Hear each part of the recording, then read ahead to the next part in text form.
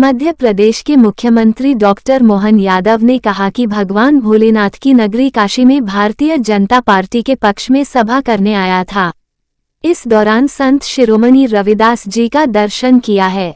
चुनाव प्रचार के दौरान जो समर्थन मिल रहा है उसे प्रधानमंत्री नरेंद्र मोदी जी भारी मतों से विजयी होंगे। एमपी के सीएम मोहन यादव ने अखिलेश यादव पर निशाना साधते हुए कहा कि प्रधानमंत्री नरेंद्र मोदी सबका साथ सबका विकास की बात करते हैं।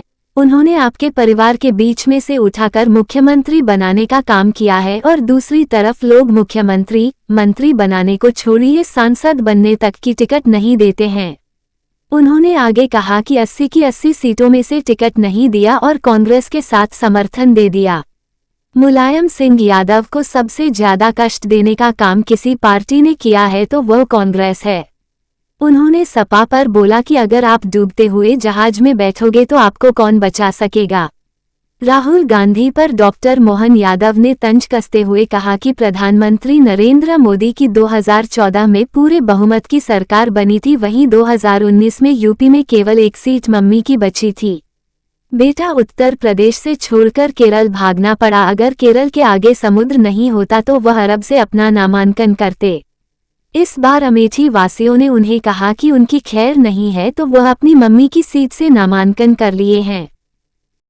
नगरी से आज भगवान विश्वनाथ के इस धाम में आकर के सच मानो आप सबको देख करके मन आनंद से गदगद हो गया, मन एकदम उत्साह में बन गया।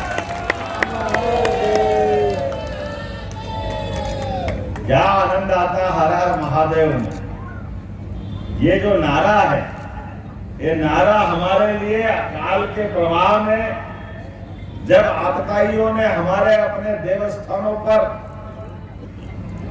गलत निगाह दौड़ाई और उनको नष्ट भ्रष्ट करने का प्रयास किया तो पूरे देश में हम सबके लिए आनंद की बात है।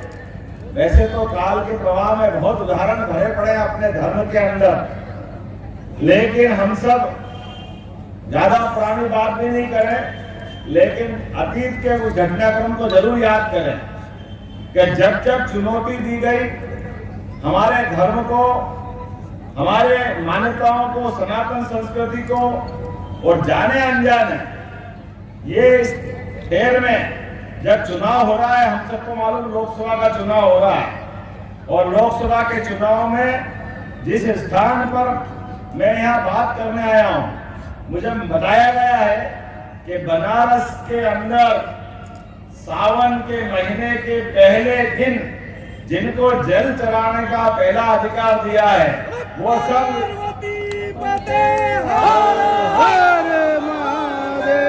आनंद और उत्साह आपको बता रहा है कि आपके माध्यम से वो जल नहीं चढ़ रहा, वो आपको मान्यता हो रही है धर्म की ध्वजा धारण करने की।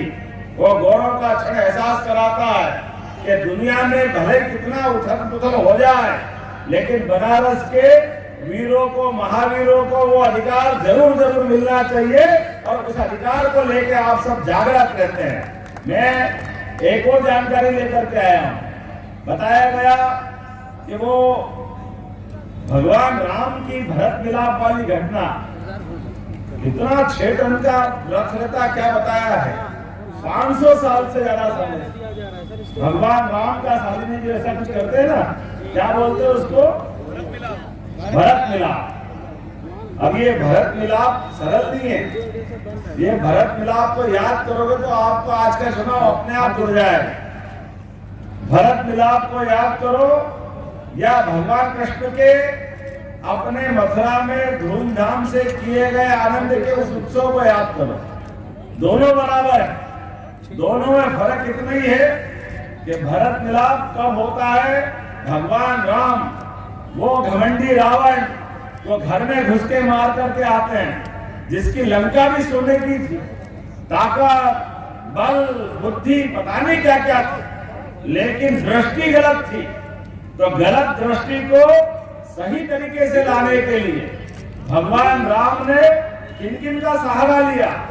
ऐसे हम जैसे बहुत सारे लोगों, सारे समाज का, और समाज के ऊपर विश्वास करके भगवान राम ने उस समय भी एहसास किया कि चाहे ताकत में दुश्मन कितने भी पावरफुल क्यों ना हो, वो घमंडी हो और उसके 10-10 सिर हो, लेकिन 10 सिर वाले रावण को भी समाज के साथ लेकर के उसको घर में मार सकते, ये भगवान राम ने 17 लाख साल पहले एक बार स्थापित करके बताया।